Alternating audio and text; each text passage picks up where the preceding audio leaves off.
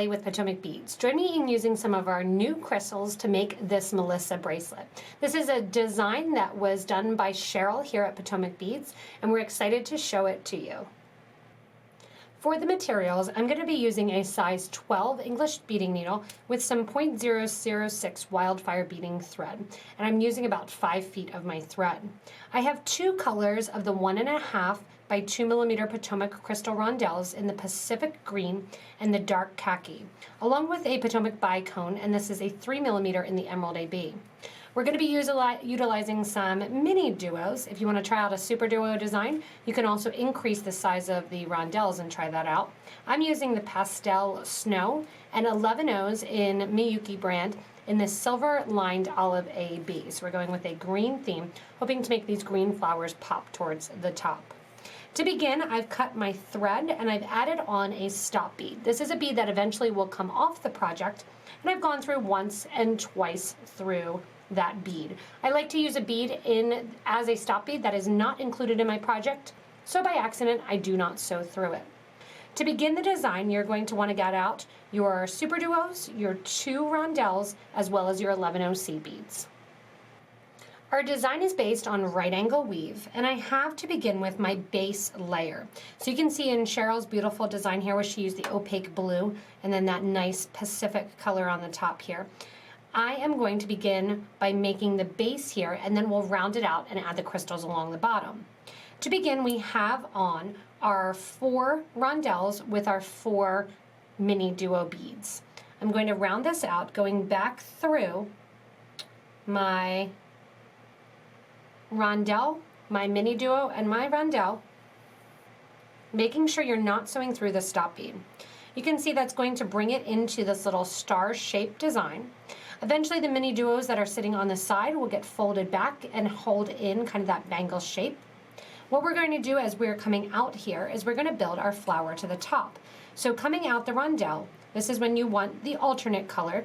I'm going to use one of my lighter rondelles, 111O, a lighter rondelle, and see how we're coming out this top bead here at the top right side.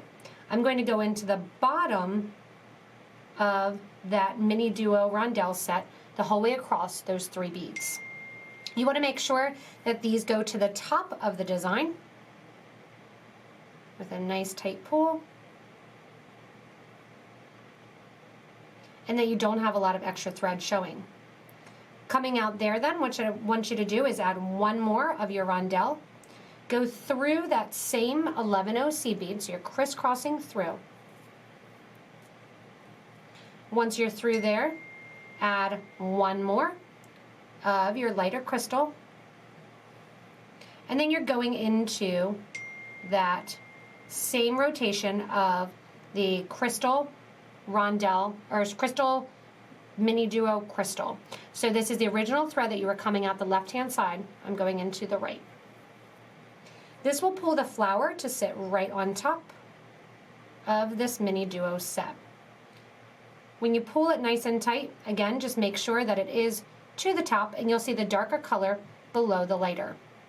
From here, I'm going to progress through the mini duo, through the rondelle, and up through the next mini duo. So sitting on the side, just so you don't lose track of where we were, I had it turned a little bit. I have my flower there on the top in the original design, and I'm coming out through that side mini duo bead. From here, I'm going to step up from the bottom hole to the top hole of the mini duo. Give a nice tight pull. Again, now we're going to do our right angle weave, adding on our rondelles. We're going to add a total of 4 of our rondelles in the darker color, and these are going to have 3 of our mini duos right between. We're going to sew back through that original starter bead, pulling nice and tight, sew through the crystal, the next mini duo, and to pull it a little tighter this time, we're going to go through the next crystal, the next mini duo, and give that nice tight pull. Now that you have that in there, now we're going to crisscross over the top here. We're going to add one of our lighter crystals, 111O, a light crystal. Make sure again those are sitting nice and tight in there. Scoot over to the alternate side, that connector super duo. And here I'm going through again those rondelles as well as the MiniDuo. Give a nice tight pull and make sure it goes to the top of the design. Coming out there, add another one of your crystals. Cross through that same 11/0 chartreuse bead. Give a nice tight pull. Add one more of your chartreuse. And you're sewing through then that bottom crystal and the bottom MiniDuo. Make sure that pops to the top. Pull the extra thread, and away you go to the next little section of the flower. So you can see how this has just a really, really cute, simple look of the lighter on the top and the darker on the bottom. Again, I'm going to continue down the whole bracelet then, stepping up from that inner hole to the outer hole of the round duo and continuing with my floral design. You're going to make those the whole way around your bracelet to whatever desired length you have, and then we're going to come back and fold it so that our super duos on the side actually look like little petals sitting behind. Once you get to the end of your little flowers here, and you might end up with somewhere between 19 and 22 flowers. I have 19 flowers here for a smaller wrist, and I'm going to add 1, 2, 3 of my 11/0 seed beads. I'm going to crisscross through one of my rondelles in the dark color, add 2 more seed beads, go up through my cup button, and I'm just using the Jade Picasso, add a series of 3 of your crystals, and I'm adding the darker, lighter, darker, going back down through the cup button, add 2 more 15s, and we're going to share that 2 by 3 mil, or the 1.5 by 2 millimeter crystal there in that nice khaki color. From this side, add 3 more of your 11/0 seed beads and sew into the opposite side of the round duo mini. That's going to get our button clasp right on there. From here, I want you to go ahead and reinforce that, going back up through the button, back through all the seed beads. When you come out the top of the button, make sure as much as possible to catch on to those crystals right away because of the dome shape of the cup button. It's harder to do so if you don't get them caught right away. Coming down the other side then, I'm going to come down to one of the sides of my bracelet. And I did want to show, as you go in and you create these flowers, if you want to and you don't like that bangle style of a bracelet, you can always keep it flat by adding in some extra crystals and keeping it kind of lengthwise. We're going to turn it so it sits at that bangle edge by adding in some of our crystals. So I want you to go ahead and add 1 of your 11/0s, followed by 1 of your darker crystals, and then 2 more 11/0s. From here, you're going to catch on to the outer edge of 1 of your Super Duo minis. We're then going to turn these super minis down so our flower sticks up even more as we pass through adding our crystals to the other end. When we get to the other end, we'll put on a loop for our button and come back one more time adding in the crystals. Once you get to the end of the design and adding in an 11/0 and a 2 millimeter bicone in that emerald color between each one of your super duos, you'll notice right now it's sitting kind of flat, but as I squeeze, it's going to round it out, which is going to force that up. As we go in and add on the other side too, it's going to round it out even more. Again, if you don't want it to sit in that bangle style, go ahead and just add a little extra 11/0 in there every couple, and that'll get it to sit out a little nicer.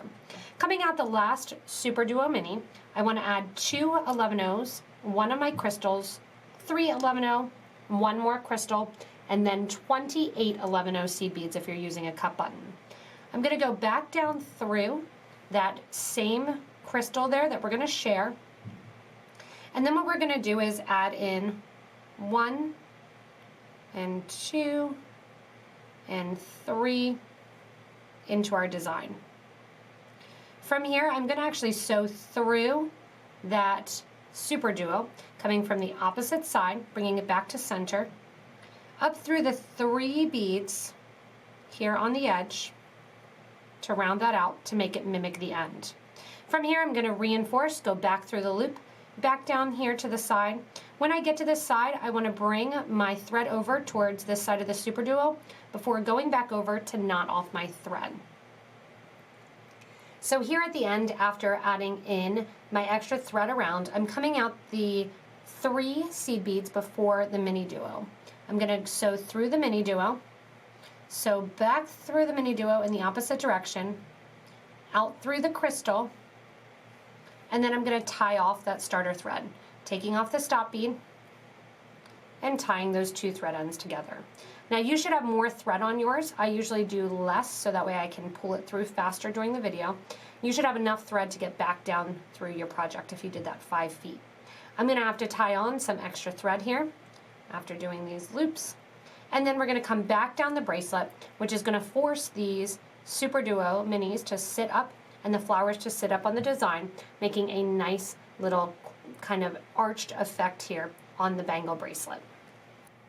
So once you come back down the bracelet, I wanted to show you how it sits on the wrist, that this pops up just a little bit. If you do want it to sit more in that bangle style, what you're going to do is omit the 11-0 seed beads. I wanted mine to sit a little bit flatter as I'm wearing it rather than the bangle style, so it's really, really easy to trade that up for the design idea as you're working with it. If you wanted to sit up more, omit the 11s. If you wanted to sit down more, you can also add a little 15 or a little extra crystal in there. But this lovely Melissa bracelet really has a lot of variety to it. I also love the idea of trying to do it with the regular super duos and then a 2x3mm rondelle instead of the tiny rondelle as well. Check out those different design ideas too and post them on our Facebook group for beading and jewelry making. Remember, as always with these videos, they are designed really to help create and spark your creativity. So if you are going to make some changes, again, post in that Facebook group to show us what you've done. Remember also you can give a little thumbs up to encourage Sheryl to do more designs, as well as commenting below with any changes, ideas, or suggestions that you may have. Remember, if you haven't already, click that subscribe button in the corner so you don't miss us at all here when we go live, when we have better beader episodes, and when we have new jewelry techniques and tutorials for you. As always, thank you so much for watching and enjoy making your Melissa bracelet.